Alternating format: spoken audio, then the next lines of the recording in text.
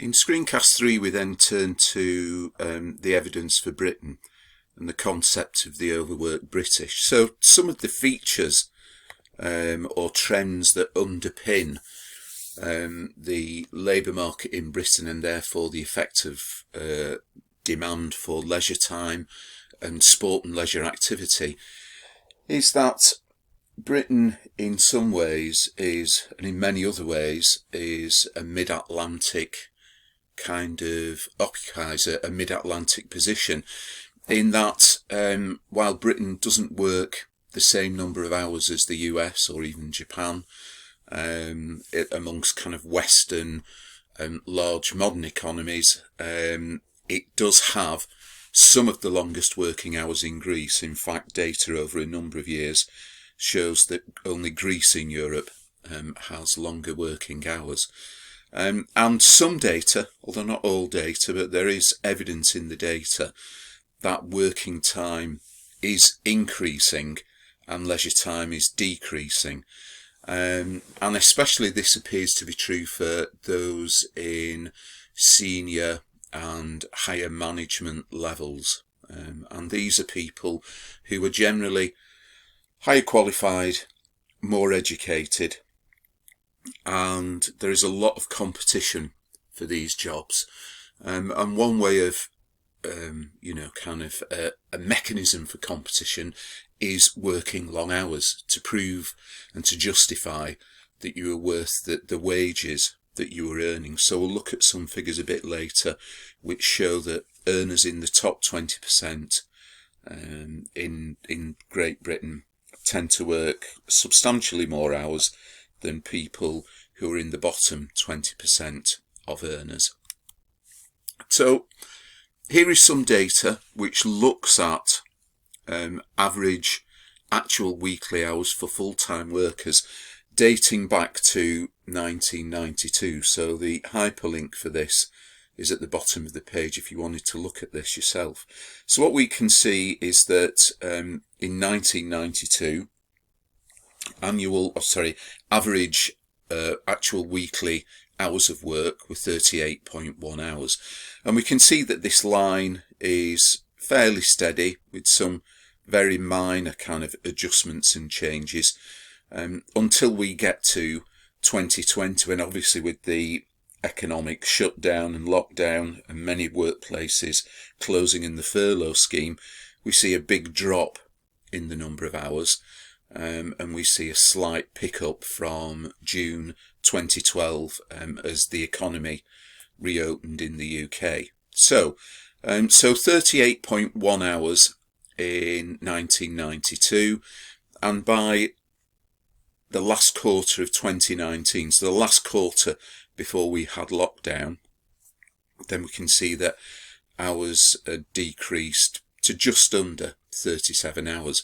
Now, some of the reason for this could be that the actual wages that UK earners earn and the performance of the UK economy has been fairly stagnant.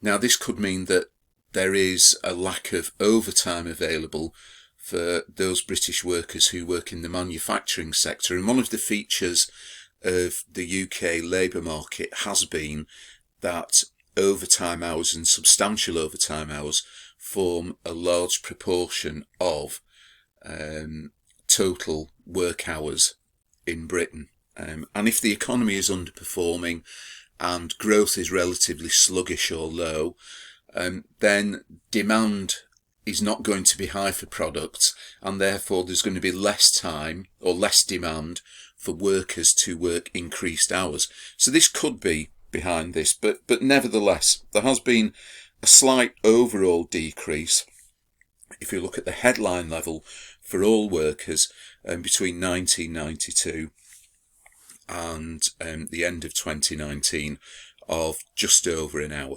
about an hour and a quarter per week. However, this does mask some other figures. So this is taken from the Labour Force survey, which is viewed as the best long-term record of labour force activity in the UK. And what we can see here is that This blue line is all workers, male and female. So we can see a slight decline here and then a sharp dip. What we can see here though is male average working hours, and we can see that that has come down fairly significantly since 1995. So in the last quarter century there has been an increase, a decrease, sorry, from kind of about 38, 39 hours to kind of more like, according to the Labour Force survey, around the 36-hour mark. Now, this has been compensated for, to some extent, by an increase in the average number of female working hours. Now, there are a number of things that could explain this, and one factor could be that as wages have stagnated in households, women have been forced to increase the number of hours that they have to work to try to maintain household income.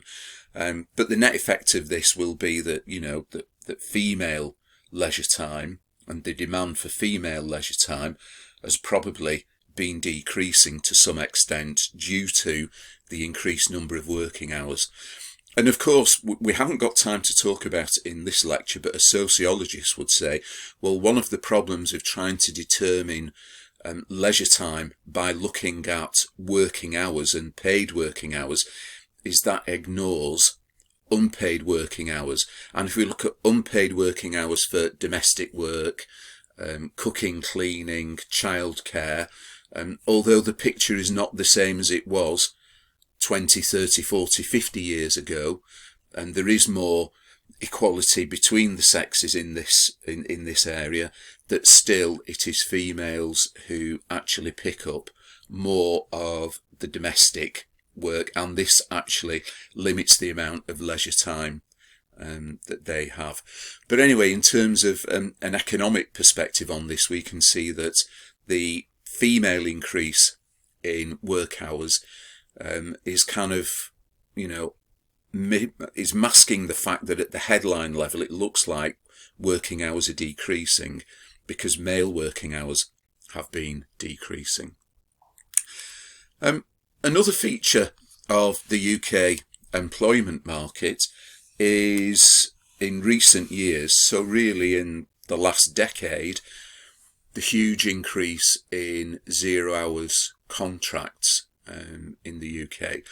So what we can see is around, a decade ago, we can see around 200,000 people on 0 hours contracts. So very casualised labour, no guaranteed hours, flexibility, which can work for individuals who may not want fixed hours each week and may want some choice over the amount of hours that they work, but it also works for employers in being able to manage their workforce more efficiently and keep costs down. So one of the issues that this masks is that although the headline level in the UK might look that the UK has a low unemployment economy, and that therefore we haven't got people with lots of enforced leisure time, this does mask a fact that a significant number of people, so these are people on 0 hours contracts, are looking for more hours work. So not all of them, but around a third of people on 0 hours contracts, so that's kind of 250, 300,000 people in the UK economy, are underemployed. They want more hours work to earn more money, but they can't actually secure these hours. And again, we haven't got time within this session to talk about unemployment and the demand for leisure time. But there's a slightly different dynamic working, isn't there, for the unemployed, because the price of leisure time isn't increasing for them, and there isn't a scarcity of leisure time. That there is, in fact, quite possibly, if you're unemployed or underemployed, too much free time, which can become boring if you lack the skills and the awareness and the motivation to actually structure your life to do meaningful things, including meaningful, purposeful leisure, beyond watching the TV and sitting down, doing stuff which involves kind of active participation in your community and society. And this is why many people who are unemployed or underemployed can feel a kind of disassociation, a disaffection, a feeling of being excluded from mainstream society. But it's worth saying in the UK that, you know, we do have a lot of 0 hours contract and a lot of uncertainty in the labour market, and that a significant proportion of these people, so around 30%, according to latest figures in 2020, do feel underemployed and would like more hours work. The other thing as well is that, you know, the pattern of work is changing, and we've certainly mentioned this before, and that I've certainly said that in the 1980s and early 90s, when I was your age, that supermarkets did used to close early evening or tea time, and they did not open on Sundays, and that generally, you know, places had shorter working hours. We had more of a 9-to-5 economy. Now, what we've got is a much greater 24/7 work economy at the moment, and this means that although we don't have as high a proportion of Americans that work nights and weekends, when we look at most European countries, then Britain is significantly higher, and this is partially a demand of businesses in the UK and the way that they want their workers to actually work. And some of this has got to be said is probably behind Brexit in terms of fewer regulations around working hours and salaries and worker protections. This is one of the concerns around Brexit, that as we move away from Europe and European regulations, the European Working Time Directive and so on, there's a feeling that work could change in nature again, and we could have even greater flexibility. Now, of course, this might not affect the amount of hours that people are working necessarily, but it does affect when they're working, and as we'll see, this can have an impact on people's ability to take part in leisure and sport, and it can also affect the kinds of sport that they want to participate in. So we will come back and pick up on this point again in a few minutes. Another point that I mentioned earlier on was that a feature of the British labour market, and the hyperlink to the data that this table is extracted from is shown at the bottom of this slide. One of the features we did talk about is that higher earners do work higher hours, and that there is a kind of long hours culture in professional practices, in professional occupations, which does affect demand for leisure time. And it does affect the kind of demand for the type of leisure from high earners. So what we can see here is that this table is divided into percentiles. So the 20 percentile, so below the 20 percentile, you have the people in the lowest 20% earnings group. And we can see that the 20 percentile mark is £20,327 in 2019. So that's to say, if you earn less than £20,327 per annum, that you are in the bottom 20% of earners or the bottom fifth of earners. If you earn above the 80 percentile, which is £46,500, you are in the top 20% of earners. And we can see that the top 20% of earners work on average 6 hours per week more than the lowest earners. So 6 hours per week over 52 weeks is 300 hours.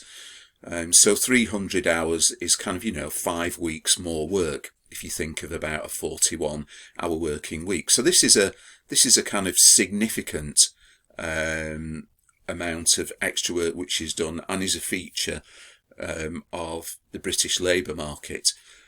And also we have kind of different amounts of leisure time. Now this is quite separate from paid work. This is kind of total leisure time, mean average leisure time per week. And I could show you this, and I could say to you, okay, well, what's going on here if we were in the class situations? This total leisure time consists of paid work and unpaid work or obligations that you've got to do. And what we can see is that there's a bit of a U shape. So when you're 16 to 24, you have relatively high levels of leisure time. In your 25 to 35 to 44, 45 to 54, you have lower levels of leisure time, and then it increases.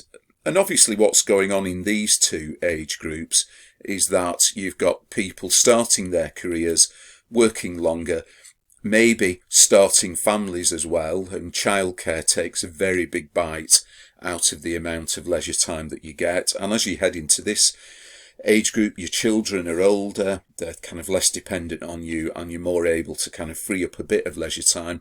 And then you get into the 65 plus age group, and you've obviously got a retirement factor coming in here, which increases the amount of leisure time.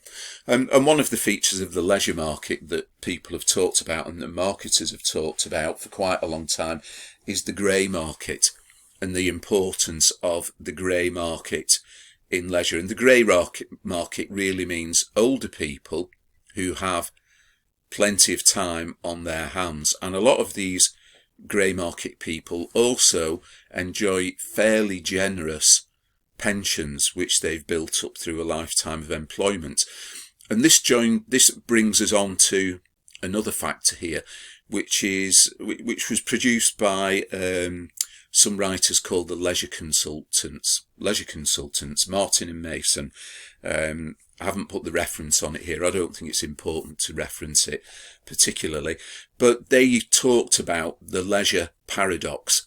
And what we can see here is that we've got time discretion, which is the amount of time which is available to individuals. So if we kind of move down this, we can see the U shape that we saw in the previous slide. So this shows us that, you know, at different ages we have higher and lower periods or amount of leisure time which is available to us, and that, you know, people in their 20s, 30s and 40s have lower amounts of leisure time that are available.